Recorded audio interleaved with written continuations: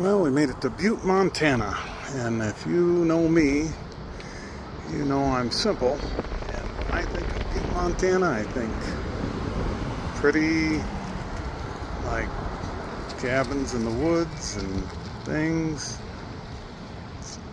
Yeah, what a crap hole. But it was cheap.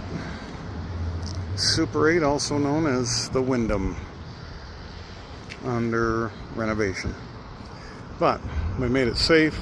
We're beating the storm. There's a serious storm coming through. The kid at the desk, which is that kid, he said we shouldn't park under there because of the emergencies. Ambulance needs to get under there.